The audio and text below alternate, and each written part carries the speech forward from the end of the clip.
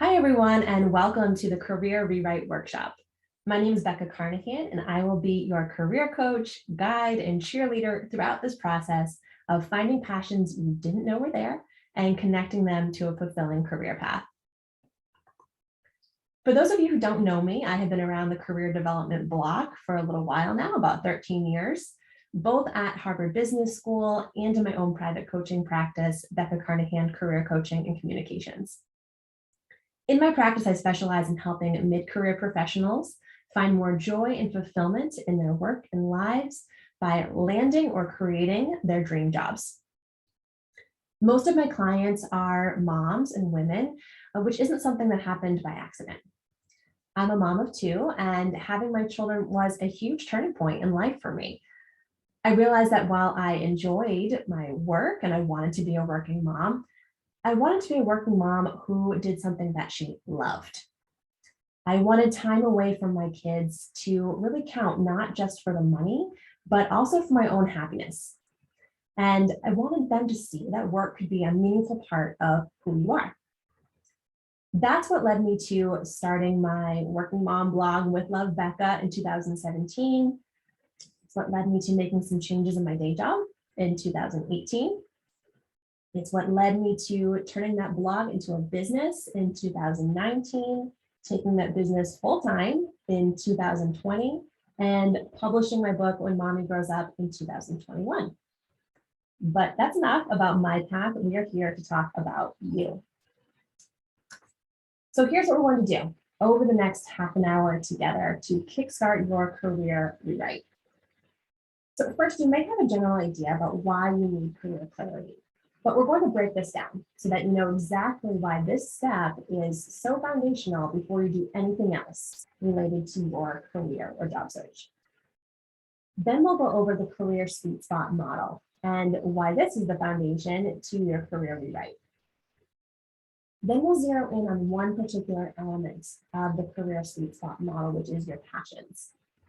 But if that's hard, and it's hard for a lot of people, it's hard for me, we're going to talk about all the things that you like first and show you how you can find themes among all these different interests that can help you identify passions. And it will be helpful to have a pen and paper handy for this part.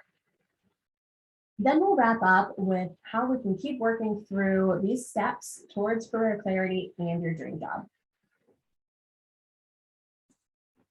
So I mentioned that I want to kick off by talking about why finding career clarity is so important. And I could give you my own reasons, but there's a quote from Alice in Wonderland that says it best. So I want to read that aloud to you. "Would you tell me, please, which way I ought to go from here?" said Alice. "That depends a good deal on where you want to get to," said the cat. "I don't much care where," said Alice. "Then it doesn't matter which way you go," said the cat. "So long as I get somewhere," Alice added as an explanation. "Oh, you're sure to do that," said the cat, "if only you walk long enough." So here's why I love this. You might be thinking that you need a change and you need to get moving, but starting the car without directions is just going to lead you somewhere.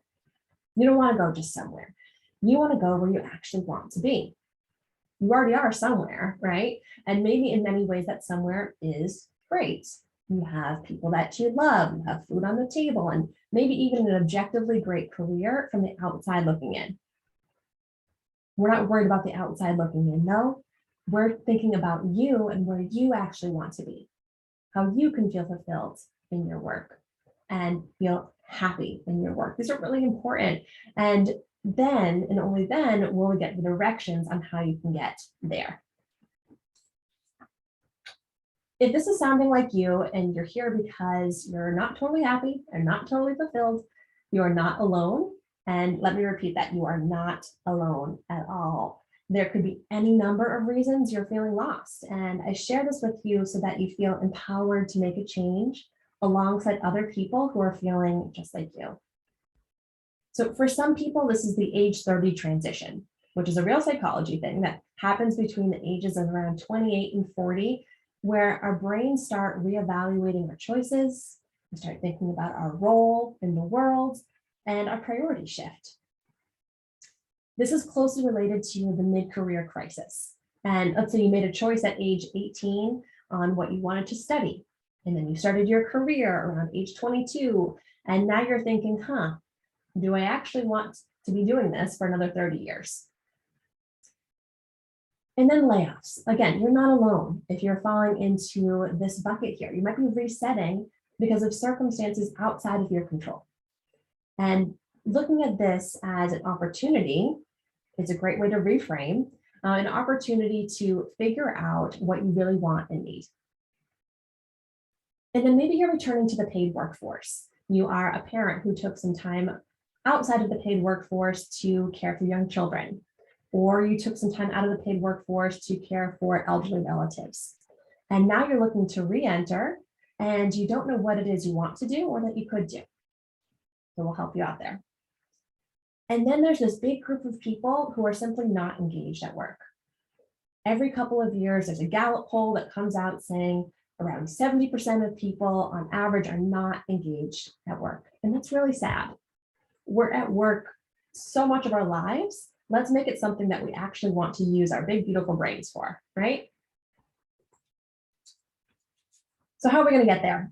We're going to focus on finding your career sweet spot, which is the overlap between your interests and passions, your skills and strengths, and your value add to others, which really breaks down into who's going to pay you to do some of these things. In the sweet spot, you have this feeling that you're where you're supposed to be, doing what you're supposed to be doing, and you're doing it really well. When thinking about making a change, some people will jump right to asking, what am I qualified to do? And sure, that matters, but it's not where you should start. You might be qualified to do a lot of things, and that doesn't mean those things will make you happy. You could get paid for doing any number of things, but that doesn't mean you want to do those things. So instead of thinking about what you should do next, we're going to focus on what you want to do so that you find a next step that pays the bills and is fulfilling and makes you happy. So grab something to write on while you listen. I'm going to ask you to follow along with the video, but there's also going to be some exercises, and taking notes is what really makes this powerful and impactful for you. We're going to start the career sweet spot deep dive with your interests and passions. Identifying your interests and passions is all about figuring out what you love. And for some people, they can quickly rattle off their passions, whether that's family or running or religion or travel. And if that's you, awesome. Go ahead and write those things down that you're passionate about if they are right there on the tip of your tongue. Okay, now that we have that taken care of, for everyone else who is saying passions, I don't know. I like a lot of things, but I'm not sure if I'm passionate about them. This next part is for you.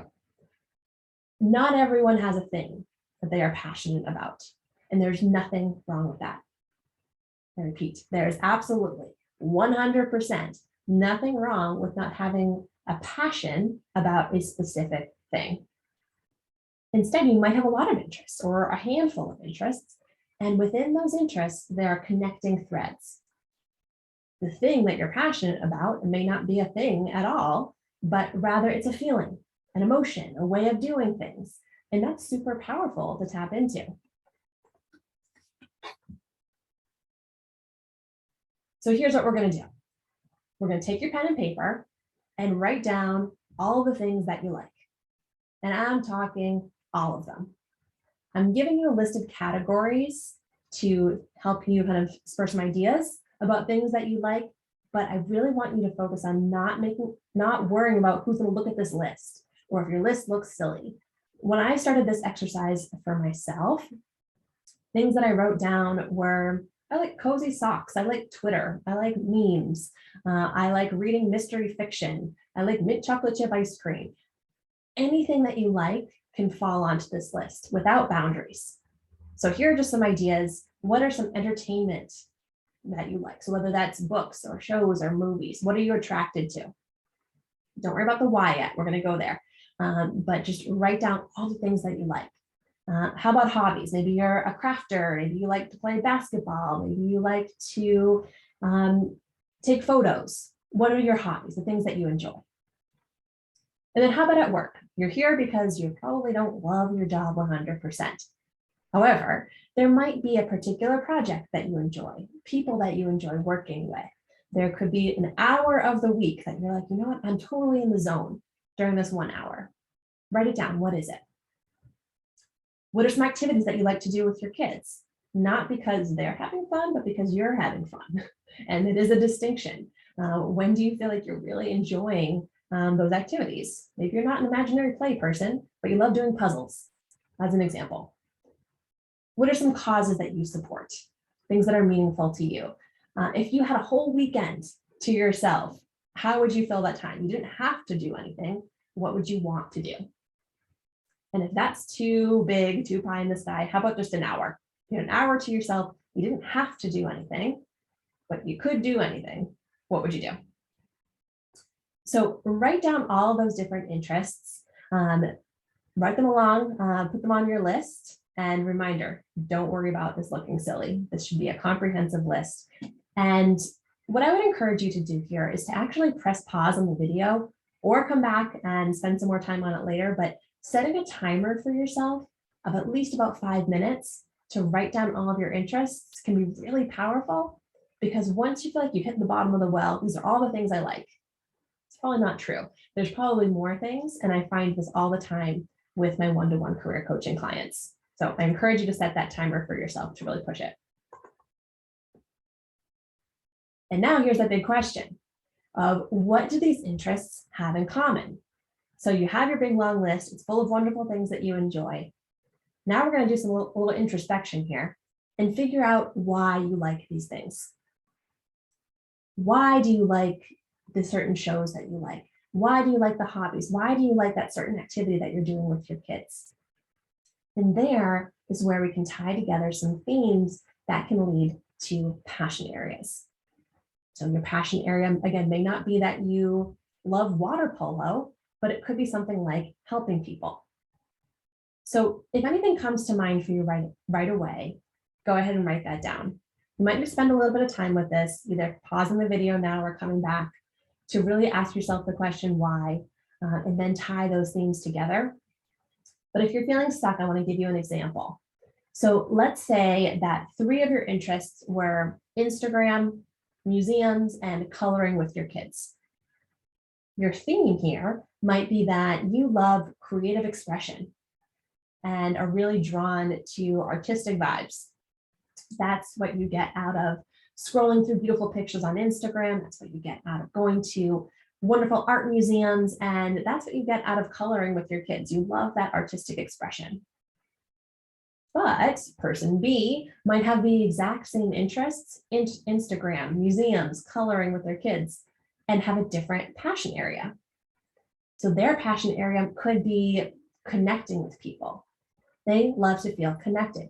Instagram helps them do that by commenting and DMing and just staying connected with their people. Museums is a common interest that they share with their friends or family, so they feel like this is a connector. That's why they're drawn to that activity. And then coloring with their kids, it really could be that their kids love coloring, and it's a time that their kids are more willing to open up. So that's when the person feels connected. They feel in the zone, not because they're necessarily that they're coloring, but because their kid is opening up during this activity. So it's interesting, right? You could have the same interests, but different whys and different passion areas. That can relate back to your career sweet spot, which we're going to get to here in a moment. So I'm going to pop up some other themes here on the screen to give you some more ideas of some different themes that could be tying together your interests. So you see problem solving, humor, storytelling, research. There's a whole bunch of different themes. This is just the tip of the iceberg here. I encourage you to set another timer when you're going through this. Start with 5 minutes, maybe push it to 10, to look for your why, look for your themes, and see what ties it together. If you're feeling really stuck, send a list of your different interests to a friend and say, hey, my career coach asked me to do this. Can you see anything that ties these different interests together that make me kind of who I am and what I'm really passionate about? Or ask your spouse or partner to take a look at the list. Again, you don't have to do any of these steps. If you want your list to be very private to yourself, you can, but having a second set of eyes can be helpful to allow you to dive into this exercise. So now what are we going to do with that list of passion areas, things that make you who you are, that you really love and care about? They're all going to fall into this passion circle on the career sweet spot model, but they might not all get tied into the middle. So for example, maybe you love humor, but you don't need it to be a part of your career. You could have that be a periphery interest. Or something, or a passion that you love and that you watch your sitcoms and your stand-up comedy, you're happy with that on the side. But there could be other passions, perhaps like helping people, perhaps like storytelling, perhaps like research, that are falling into your sweet spot, things that you love that intersect with your skills and your value add. And this is going to be the same thing when we do get to skills and value add. And we'll talk about that here in a minute, that not everything you're great at has to be part of your career. Not everything that you get paid for needs to be part of your career, but it can be. And we're really looking for the intersection here in that sweet spot. So that's where we're kind of going with this, right? This is how you start to get towards career clarity. And to go into the skills and to go into the value add and to find where this all comes together, I would invite you to learn more about the 8-week Career Clarity Program. And this is a group coaching and online course that goes through these different modules that break down the career sweet spots, your passions, your skills, your value add, using exercises similar to what we did here, breaking this down in a way that's really accessible, gives you prompts and different ways to think about this to identify your career sweet spot. And then overlaying that with identifying your needs and motivators and all of the different aspects that, think about the logistics and the things that really make your career bring in money and to cover the needs of your family, the things that keep you motivated, your values. These are all really important too. So we will get very practical with this, overlaying all of that with your career sweet spot to identify potential paths forward. And then we can use all of that to help create an action plan of how you can research different paths forward, how you can start to move in this direction of landing your dream job. These are all exercises. This is all a process that I use with my one-to-one career coaching clients. But I'm excited to have you join as well as part of this group program because there's a lot of benefit in working together. And I'm seeing that with the Career Clarity Program grads who are kind of going through this program and learning a lot about themselves to take it to that next level. To deliver the program, it's 5 video lessons, similar to what we're doing here with some slides and me talking to you, as well as a workbook to follow along, some templates for your resume, for your cover letter, for networking. All of that is included, as well as those 4 group coaching calls over the 8 weeks. And these are small groups. I do that on purpose so that we're able to interact, you're able to ask more questions, and that we're able to really dive in to help you keep momentum. So you're super smart and you're saying, okay, great, those are the logistics, that's what this program looks like, but what's the end game here? And I do want to tell you kind of what you can expect to take away from this program. So ultimately, it's all about helping you find the career clarity that you need to make progress forward with your career change, saving you the time of figuring this all out by yourself, because having that guidance really helps you keep momentum, saves you time. Efficiency is the name of the game here. You're busy, and I want you to save time by getting some help. Building the confidence you need to make some big career moves. Confidence is key here, and we can build that muscle. Defining success on your own terms. What does success look like to you? That's really critical. And how do you create a career and a life that you love? That's what we're ultimately trying to get to, is for you to leave here knowing that, okay, this is what I really want and how I go get it, so that I have this career and life that I love. So I know this process works. I work through it with coaching clients all the time, but I wanted to share this quote from Leslie, one of my career coaching clients. to show you how career coaching can really be impactful for you. Leslie said, working with Becca has been even more amazing than I expected. She has provided me with so much clarity on what kind of job I want going forward and how to get there. I've developed so much more confidence in myself and my past work experience because of Becca. Worth every penny. So that warms my heart. I'm so happy for Leslie and all the exciting new things that are happening for her in her career and for all my coaching clients. And I want that for you as well. So as we wrap up here, I would invite you to learn more about the Career Clarity program. If you enjoyed going through this mini exercise, there's a lot more of that to come in that 8-week Career Clarity program. You head over to careerclarity.beccacarnahan.com.